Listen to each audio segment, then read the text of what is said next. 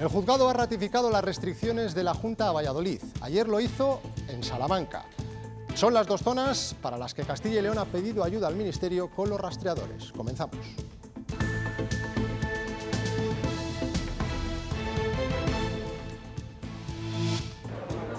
Los rastreadores ya están trabajando en nuestra comunidad. Estas imágenes son de hace unos minutos. Están grabadas en el interior de la base del 5º Batallón de la UME en León. Desde allí coordinarán todas sus actuaciones en Valladolid y Salamanca. Buenas tardes, nos vamos en directo hasta la base Conde de Gazola de la Unidad Militar de Emergencias. Allí en León está Germán Gabela. Buenas tardes. Los rastreadores, como hemos visto, ya están trabajando. Hola, ¿qué tal? Muy buenas tardes. Sí, efectivamente, esta tarde ha comenzado esa labor de rastreo. En principio, 30 militares, aunque el compromiso del Gobierno es que en los próximos días sean hasta 120 efectivos los que se dediquen a rastrear los contactos de los positivos en COVID, de momento, de las provincias de Valladolid y de Salamanca. Primera derrota del gobierno de Pedro Sánchez en el Congreso en esta legislatura. La rebelión de los alcaldes y su incidencia en los grupos parlamentarios ha tumbado el decreto de los remanentes de los ayuntamientos. David Aragonés, ¿qué tal? ¿Qué tal? Buenas tardes. El gobierno se ha quedado solo y nada más que ha sumado 156 votos a favor, los de PSOE y Unidas Podemos, frente a los 193 en contra del resto de la oposición, que ha tildado este Real Decreto como el robo del siglo y la derrota del Gobierno como histórica. Un toque de atención, el que creo que tenemos que aprender todo. Evidentemente el Gobierno tendrá que seguir trabajando. Además de esta victoria del municipalismo, ya hemos visto una derrota histórica por parte del Gobierno de Pedro Sánchez. La letalidad por coronavirus ha caído en España del 12% del pasado mes de abril al 5% que tenemos en la actualidad. Esto significa que por cada 100 positivos por PCR mueren 5 personas. Somos de los países de la Unión Europea que menos fallecidos registran y estamos a la altura de Alemania en la estadística. 2 guarderías en Zamora y Medina del Campo tienen que cerrar tras el positivo de 2 trabajadores. Se ha actuado rápido y con seguridad. Contra el absentismo, los profesores transmiten tranquilidad.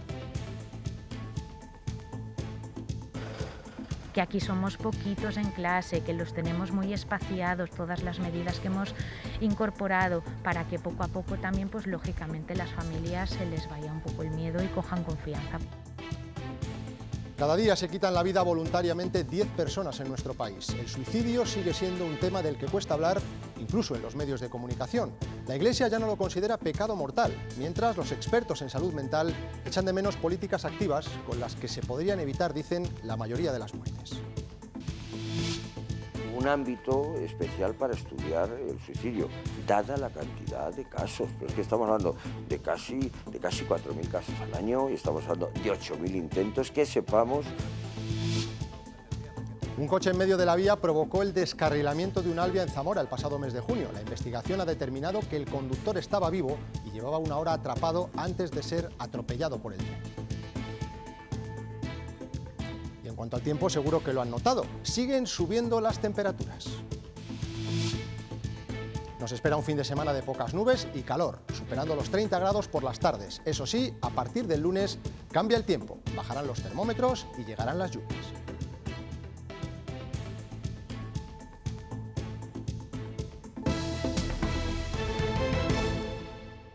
Los rastreadores que solicitó la Junta de Castilla y León al Gobierno central ya están trabajando en nuestra comunidad. Han empezado esta tarde.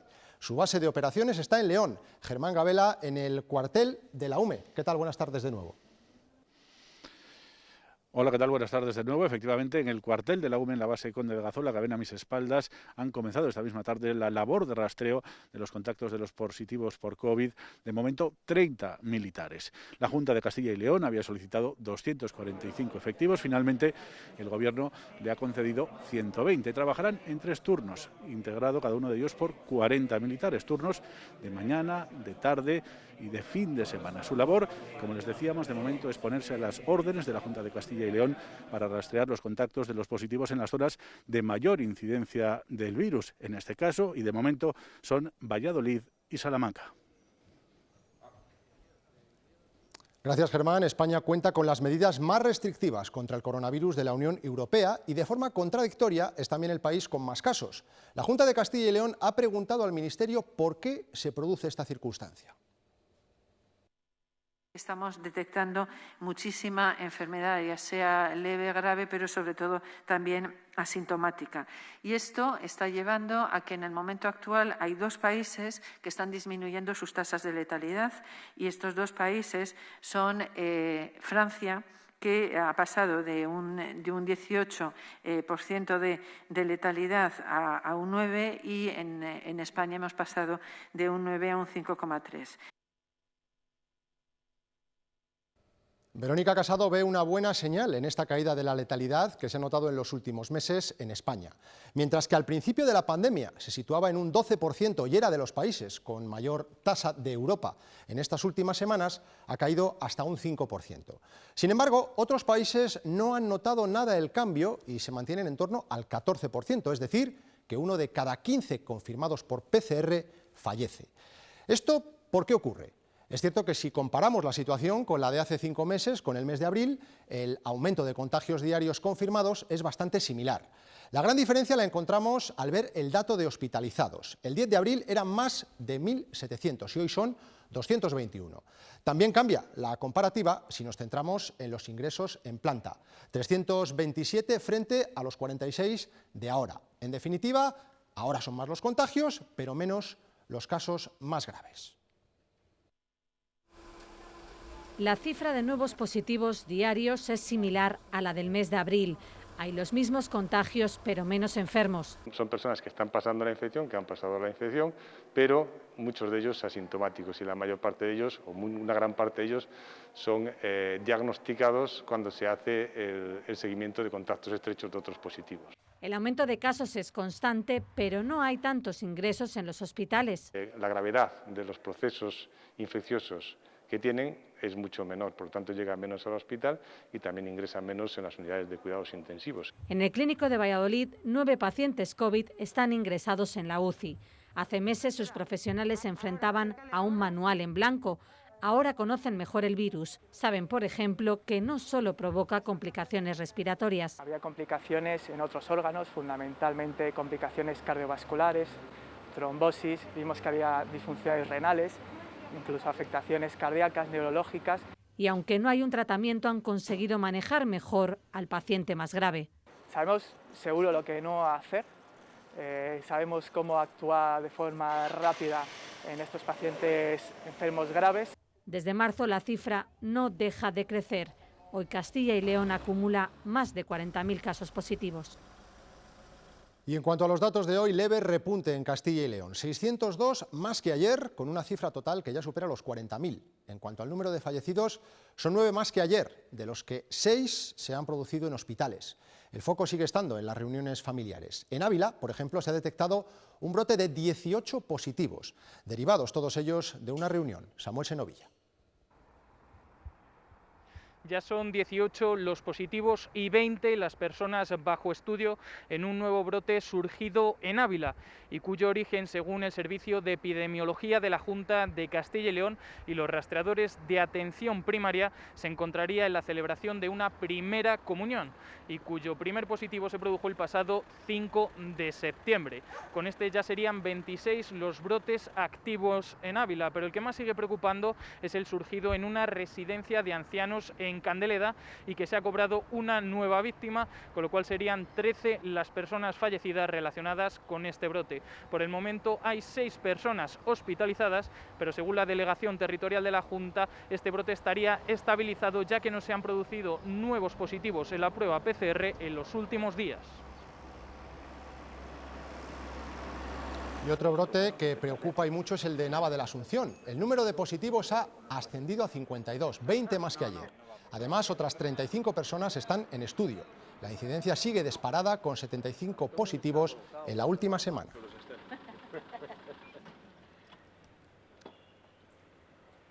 Los celadores han vuelto a concentrarse hoy porque quieren ser considerados personal de riesgo en los hospitales. Estas imágenes que van a ver son de Ávila y de Ponferrada. consideran que su trabajo no tiene el reconocimiento que debería y han vuelto a demandarle al Ministerio una verificación real de su profesión, acorde a lo que están realizando. Si no reciben respuesta, amenazan con intensificar las protestas.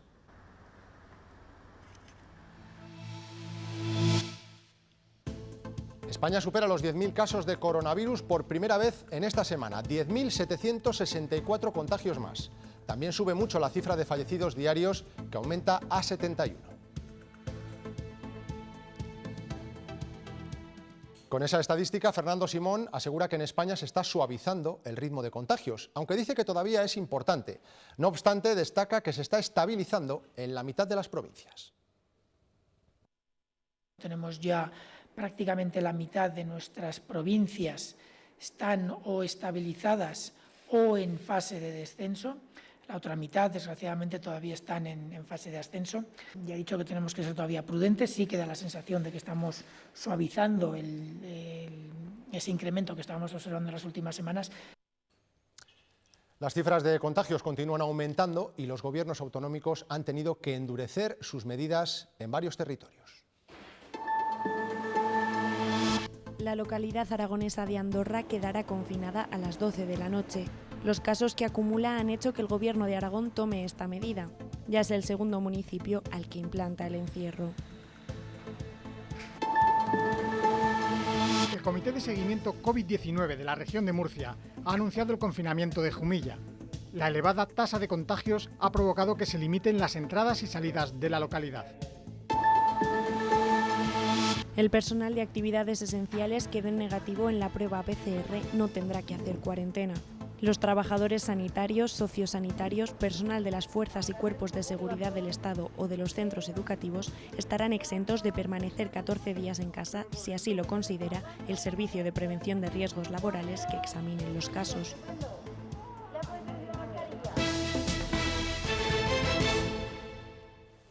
Una trabajadora de una guardería municipal de Medina del Campo, Valladolid, ha dado positivo por coronavirus y se han suspendido todas las actividades. El ayuntamiento ha actuado con contundencia, pese a que los protocolos establecen únicamente clausurar el aula y poner en cuarentena los contactos directos de la contagiada. La coordinación entre administraciones ha sido clave para avisar con tiempo a los padres de los 92 niños que acuden a este centro y a todos los empleados. Está confirmado por PCR, nosotros conocíamos este positivo a las 9:30 de la mañana y en ese preciso momento hemos dado órdenes de no permitir la entrada a más niños en el día de hoy. Se tienen que hacer las PCRs todas las compañeras, todas las personas que estuvieron en contacto con esta profesora y hasta que no sean negativos estas personas pues no abriremos la guardería como medida de seguridad. Otra guardería, la de Coreses, en Zamora, también ha tenido que cerrar sus puertas por el mismo motivo, por el positivo en coronavirus, en este caso de una profesora. Nos vamos en directo hasta allí. Alba Villalba, cuéntanos. Así es, buenas tardes. Desde esta mañana la guardería municipal de Coreses permanece cerrada al público después de conocerse ese positivo en coronavirus de una de las profesoras. Desde el ayuntamiento de la localidad aseguran que en el momento en el que se conoció ese positivo se procedió a desinfectar totalmente todas las instalaciones y que en los próximos días se realizarán pruebas PCR al resto de profesoras y también a todas aquellas personas que hayan mantenido un estrecho contacto y una estrecha relación con ella. La profesora llevaba unos días sin acudir aquí a la guardería porque ya presentaba síntomas y se encontraba a la espera del resultado de esa PCR. La situación es segura y ya ven que a las primeras de cambio hemos comprobado una reacción rápida y contundente. En los 2 primeros días de clase han asistido a los colegios, según la Junta, más del 99% de los alumnos. Pero al menos en 3 centros de la comunidad el absentismo fue muy elevado. La situación hoy ha mejorado. El primer día del curso, muchos alumnos de este colegio se quedaron en casa por miedo. Hoy la imagen ha sido otra, después de la llamada personal que hizo ayer el director a cada familia. Creo que ha sido efectivo el día de ayer de informar a las familias, de darles seguridad, que vieran el centro, cómo está organizado. El 95% de los padres estuvieron por aquí y ahora a esperar la respuesta. Hoy 73 niños han venido al cole, de 193. En colegios con alumnado inmigrante o de otras etnias, los profesores saben que el idioma o las diferencias culturales son una barrera que también ahora tienen que salvar.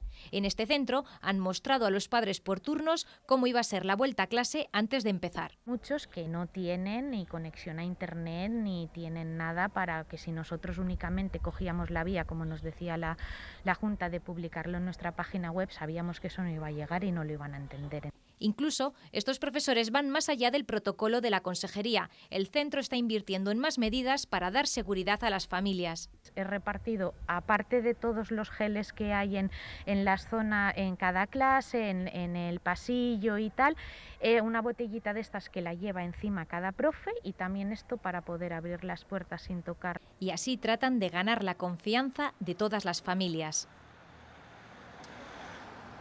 Otro problema es el de las personas que se saltan la cuarentena. Es lo que ha ocurrido en el Colegio Santa Teresa de Salamanca. 2 pequeños acudían a clase a pesar de que su madre había dado positivo por coronavirus. Los niños dieron negativo en el test, pero debían permanecer confinados en su domicilio a la espera de una segunda prueba. Al tener noticia del hecho, el colegio activó el protocolo de alarma y los pequeños fueron aislados y posteriormente trasladados por la policía local a su domicilio. Y empezado ya el curso escolar en el seno del Gobierno, sigue el tira y afloja entre PSOE y Podemos sobre las bajas para los padres de niños confinados, pero que no son positivos. El ministro de la Seguridad Social ha rebatido lo que el vicepresidente Pablo Iglesias decía este mismo lunes. Nuevo capítulo y ya van 6 de contradicciones en el seno del propio Ejecutivo. La pugna de esta semana entre el vicepresidente Pablo Iglesias, que decía esto el lunes. ¿Tiene sentido que esas personas no estén cubiertas por una incapacidad temporal? Ningún sentido. José Luis, tenemos que correr. O sea, no puede ser que la gente mañana, pasado o al día siguiente se vea en esta situación. Y el ministro de la Seguridad Social del PSOE, que este jueves de nuevo enfriaba la posibilidad de una baja para los padres con hijos confinados. A mí no me lo ha sugerido, yo soy el ministro competente. Dice Escrivá que hay otras fórmulas de conciliación, que eso sigue en estudio y que las bajas por COVID ya le han supuesto a las arcas de la Seguridad Social 2.000 millones de euros. En Castilla y León se han aprobado las ayudas presentadas hace una semana, asumir el 100% del coste de la persona contratada para los cuidados y una lista de posibles cuidadores. Se tramitarán de forma urgente, pero Familia advierte. No solucionar el problema de hoy para mañana. Ese problema lo han tenido las familias toda la vida. El menor cae con anginas, tiene fiebre a las 9 de la mañana y los padres en ese momento no pueden ir a trabajar. O llaman y no van a trabajar. Lo que se trata es solucionar el problema de la conciliación. Bastará una declaración responsable para solicitar esas ayudas, porque no a todos los niños se les hará la PCR. Cuando entras te tienes que echar el gel hidroalcohólico y tal, y cuando sales limpian las mesas. Nos han mandado entrar en fila india, por grupos, y está todo bastante bien. Día de exámenes en Castilla y León. Los alumnos de la repesca de la EBAU han finalizado las pruebas hoy a las 7 de la tarde. Han visto que no han sido como otros años. En este caso, las medidas higiénico-sanitarias han sido también muy importantes. Soria, Segovia, Palencia y Valladolid reciben a los 426 alumnos que se presentan a la prueba extraordinaria de la EBAU aquí en Castilla y León, en el distrito de la Universidad de Valladolid. Se celebrará del 10 al 12 de septiembre, nuevamente con retraso debido a la situación sanitaria actual, y las sedes ya han tomado todas las medidas oportunas para que la práctica de estos exámenes se desarrolle con toda la normalidad posible. Los resultados se conocerán el próximo 18 de septiembre a partir de las 12 del mediodía. Segunda ronda de la EBAU en un año de lo más atípico, aunque esta vez septiembre cuenta con menos alumnos. Han hecho los chicos lo que han podido. La verdad es que el número de suspensos la verdad es que ha sido bastante inferior a otros años. El bache de no tener clases presenciales sigue presente en esta convocatoria. Nos ha perjudicado bastante a la hora de preparar este examen. Los protocolos igual que en julio.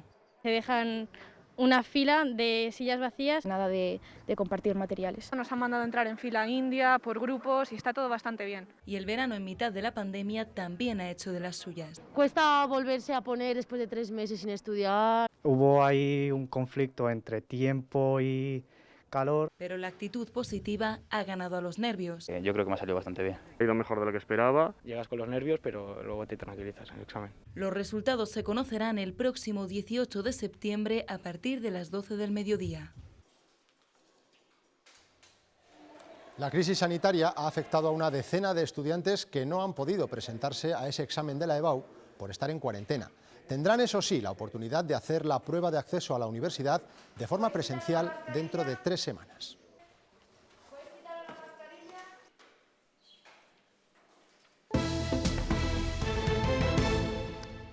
Los ministros del Gobierno han vuelto a demostrar falta de sintonía en un tema importante, la congelación del sueldo de los funcionarios. Lo que comenzó como un globo sonda por la mañana se ha ido enredando hasta generar contradicciones. David Aragonés. Sí, ¿qué tal? Buenas noches. Y en esta ocasión no están presentes en ese debate los ministros de Unidas Podemos. Han sido los propios ministros socialistas los que han lanzado esos mensajes contradictorios. Por un lado tenemos a Nadia Calviño y a María Jesús Montero, la vicepresidenta económica y la ministra de Hacienda, que sí son partidarias de estudiar congelar el sueldo a los funcionarios, mientras que Carmen Calvo y el ministro José Luis Escrivá niegan que se haya tratado ese tema en el Consejo de Ministros. Mientras tanto, los sindicatos rechazan la medida y no descartan movilizaciones. Como habían hecho a lo largo de la mañana sus compañeras de gobierno, la vicepresidenta primera Calvo y la vicepresidenta tercera Calviño, la ministra de Hacienda, señalaba que no le costaba la congelación salarial de los funcionarios. Que no les costaba, que había ninguna decisión o alguna cuestión de este tipo que ha trasladado el propio Ministerio de Función Pública, que es a quien le corresponde. Eso sí, todas apostillaban que los funcionarios habían recuperado poder adquisitivo en los últimos años. Ante la insistencia de los periodistas, Montero reconocía que algo se está moviendo. Y por tanto lo haremos y exploraremos todos los escenarios y cuando tengamos tomada la decisión así lo comunicaremos. Los representantes sindicales ya están con la mosca detrás de la oreja y adelantan su rechazo a cualquier recorte. Nos parece lamentable la filtración que ha hecho el Gobierno sobre el futuro del salario de los empleados públicos. Rechazamos la congelación. Creemos que no hay ninguna razón para que no suban los salarios en este país. Si no suben los salarios todavía se va a colapsar más la economía. En 2010 Zapatero redujo su sueldo un 5% y después se congeló el salario en años sucesivos, añadiendo la retirada por Rajoy de la paga extra de Navidad de 2012, que se devolvió posteriormente. El Gobierno ha detectado un incremento de jubilaciones anticipadas y que cada vez menos trabajadores alargan su vida laboral más allá de los 65 años. La Seguridad Social está estudiando 2 vías para promover el retraso de la jubilación. Por un lado, se bonificaría a los trabajadores que prolongasen su vida laboral y por otro, se apoyaría a quienes compaginen trabajo y pensión. De momento se mantendrá la actual penalización para las anticipadas, puede ser hasta del 8%, y variará en función del tiempo cotizado y de lo que resta hasta la fecha de jubilación. Supone, por una parte, generar un sistema de incentivos que induzca a las personas a trabajar más en la medida que su salud se lo permita y sus preferencias. Y también reformar fórmulas que faciliten compatibilizar el mantenimiento de una cierta pensión con el trabajo, es decir, fórmulas mixtas. El Gobierno de Pedro Sánchez ha perdido su primera batalla en el Congreso de los Diputados en esta legislatura. Ha sido a raíz de que los grupos parlamentarios le han tumbado al Ejecutivo de Pedro Sánchez el decreto de los remanentes. David Aragonés, buenas tardes de nuevo. ¿Qué tal? De nada han servido esos intentos de última hora como un fondo adicional para los ayuntamientos o tramitar ese Real Decreto como proyecto de ley. El Gobierno insiste en que no habrá otro Real Decreto, aunque no descarta otras vías de diálogo, pero sigue culpando a la Ley Montoro de 2012, por la cual los ayuntamientos no pueden usar esos remanentes. La oposición, por su parte, critica ese Real Decreto ya derogado, cree que esquilmaba los ahorros de los ayuntamientos y habla de derrota histórica. Todos tomamos nota y aprendemos y, por tanto, la próxima vez, pues además de hablar con los representantes legítimos, hablaremos con los grupos parlamentarios para que, no sé muy bien cómo lo haremos, porque estos equilibrios son imposibles. Esa derrota histórica lo que muestra es un grave problema de debilidad dentro del Gobierno y, sobre todo, de arrogancia y de incompetencia a la hora de llegar a acuerdos. Siguen aflorando nuevos datos delicados y PSOE e Unidas Podemos quieren que el Congreso investigue la operación Kitchen. Hoy han registrado la solicitud. No descartan llamar a declarar al expresidente Mariano Rajoy. Un informe de asuntos internos que recoge el sumario asegura que tuvo conocimiento del espionaje a Luis Bárcenas y del robo de documentos. Les pido El Congreso investigará la operación Kitchen. PSOE y Unidas Podemos han registrado la solicitud de creación de una comisión de investigación. Desarrollará su trabajo durante 3 meses y no descarta pedir la comparecencia del expresidente Mariano Rajoy para que explique si conocía todo lo sucedido. Nadie entiende, después de estas últimas revelaciones sobre el caso Kitchen, pues Mariano Rajoy puede salir indemne de esto. Según un informe de la Unidad de Asuntos Internos de la Policía, Rajoy estuvo al tanto del espionaje a Luis Bárcenas encargado por el Ministerio del Interior y también fue informado del resultado positivo de esa operación para recuperar documentación comprometida para el Partido Popular. Todo el operativo habría estado coordinado por el exsecretario de Estado de Seguridad, Francisco Martínez, y habría costado más de 53.000 euros que se habrían abonado de forma ilegal con fondos reservados. El excomisario Villarejo abonó 2.000 euros mensuales al entonces chofer del matrimonio para que realizara los seguimientos. El sumario pone en una situación delicada toda la anterior cúpula del Partido Popular. Pablo Casado rompía categóricamente el martes con el pasado. En esos años yo era diputado por Ávila. Una ruptura que habría sido criticada internamente en el partido por el entorno de varios exministros populares. Desde Castilla y León, Alfonso Fernández Mañueco confía en el expresidente Rajoy. Mire, Mariano Rajoy es amigo mío y yo confío en él. Y considera que para hacer cualquier valoración hay que esperar a la investigación que realice la justicia. El presidente de los Estados Unidos ha admitido que minimizó de forma consciente los riesgos del coronavirus. Lo ha tenido que hacer ante la inminente publicación de un libro del periodista Bob Woodward. Recoge una entrevista de febrero en la que Donald Trump le dijo que el COVID era muy mortal y otra en marzo en la que reconocía que intentaba quitarle importancia en sus intervenciones públicas. El presidente de Estados Unidos se justifica así. I love our country. And I don't want people to be frightened. I don't want to create panic, as you say. And certainly I'm not going to drive this country or the world into a frenzy. We don't want to jump up and down and start shouting that we have a problem that is a tremendous problem, scare everybody.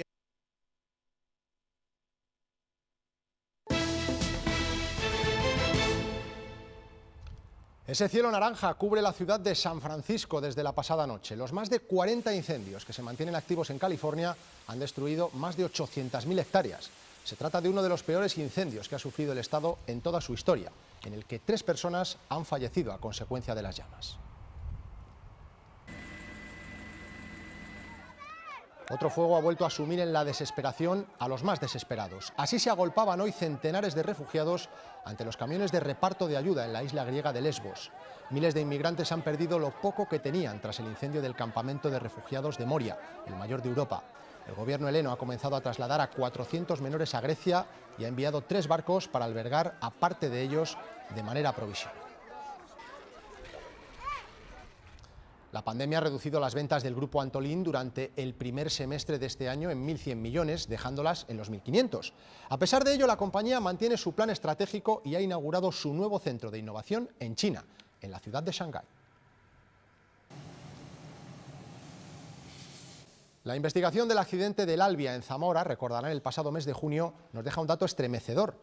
El conductor del coche que quedó atrapado en la vía estuvo 1 hora con vida hasta que fue atropellado por el tren. Los datos los tiene Pablo Carretero. Con la investigación del juzgado de instrucción de Zamora sabemos que el conductor del vehículo no murió en el momento de caerse, sino que se mantuvo atrapado durante 1 hora hasta ser arrollado por el ferrocarril. Además sabemos que los maquinistas solamente pudieron reducir la velocidad a 78 km por hora hasta el momento de la colisión con el vehículo. También lo que dicen es que no hay responsabilidad penal por ahora con los indicios que tienen, algo en lo que no están de acuerdo el sindicato de maquinistas ni tampoco la aseguradora. Aseguran que la barrera de contención debería de haber frenado la caída del conductor. Los familiares de los compañeros, tanto del fallecido como del compañero que afortunadamente ha sobrevivido al accidente, a través de la representación y de la asesoría jurídica de nuestra organización, han decidido recurrir la decisión de archivar el caso para poder continuar con la vía penal. 10 personas al día se quitan la vida de forma voluntaria cada día en nuestro país. Los profesionales de la salud mental no se explican por qué estas cifras no causan alarma social, cuando con las políticas adecuadas, dicen, se podrían evitar la mayoría de los suicidios. Parte de la culpa está en eso, en el estigma que arrastra una muerte castigada por la Iglesia. Antes suicidarse era pecado mortal. El suicidio deja de ser un tabú, también dentro de la Iglesia. No podemos juzgar que eso sea un pecado. Lo que fue rechazo se ha convertido en un recurso más para la prevención. Lo único que cabe es ponerte en lugar de esa persona. ¿Qué le ha podido ocurrir a esa persona para llegar a tomar una decisión pues drástica? El castigo divino y la penalización religiosa agravó el dolor de los supervivientes, que arrastraban además culpabilidad y vergüenza. A veces no entiendes, ¿no?, por qué a una persona que se suicidaba, digamos, la excluían de lo que eran los ritos normales y la enterraban en un sitio aparte, ¿no?, como castigo. Ajusticiados, suicidados, en fin, gente que se consideraba que no había muerto dentro de la fe católica. Lejos han quedado aquellos tiempos en los que suicidarse significaba ser enterrado en la tapia del cementerio o, en el mejor de los casos, en la zona civil. Los que venían a esta parcelita, a esta parcela del cementerio civil, no podían entrar por la puerta principal, sino tenían que entrar por esta puerta. Condenados o absueltos, los suicidas siguen siendo demasiados. La primera causa de muerte violenta en nuestro país es quitarse la vida. Una de cada 4 mujeres ha sufrido violencia física, sexual, emocional o de control de alguna de sus parejas a lo largo de su vida en Castilla y León. Son datos de la macroencuesta que ha realizado el Ministerio de Igualdad a mujeres a partir de los 16 años. La ministra Irene Montero ha lamentado estas cifras, a las que ha tildado de demoledoras. Hallan el cadáver de la cordobesa que desde el pasado domingo se encontraba en paradero desconocido. La Guardia Civil ha encontrado esta mañana el cuerpo sin vida de la joven de 27 años en un paraje de Rivas, Madrid, ciudad donde residía desde hace casi un año.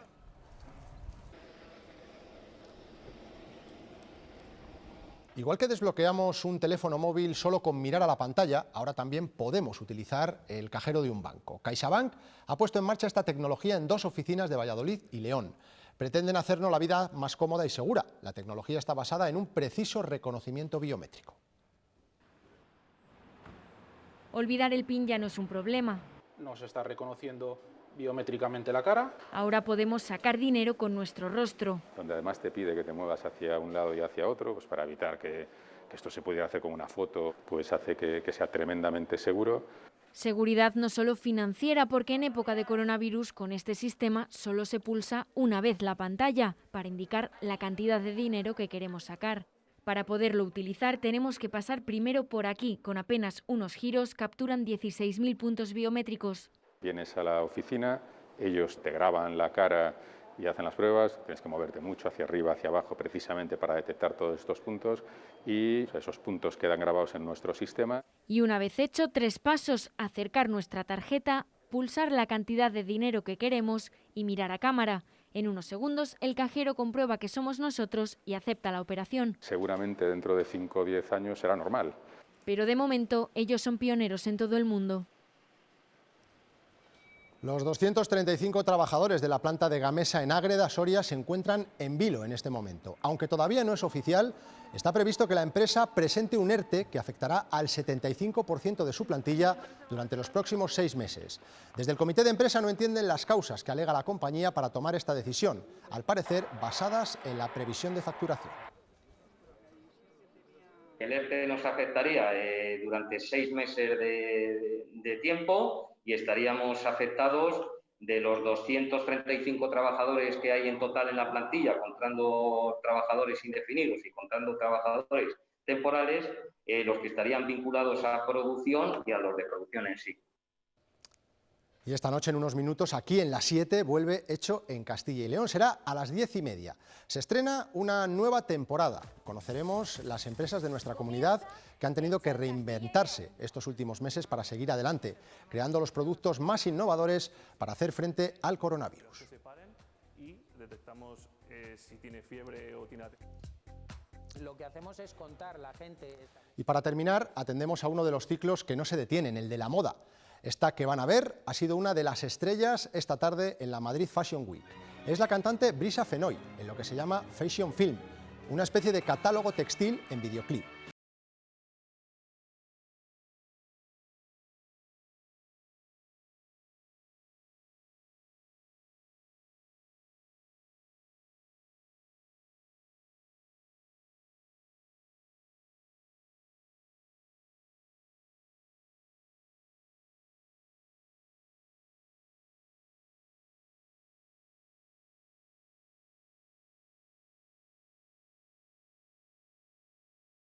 Pues así nos vamos, recordándoles una de las noticias del día de hoy, los rastreadores que ya han empezado a trabajar en Castilla y León, en la sede de la Unidad Militar de Emergencias. Nosotros nos vamos, les dejamos ahora con Diego Espinilla y con los deportes. Buenas noches.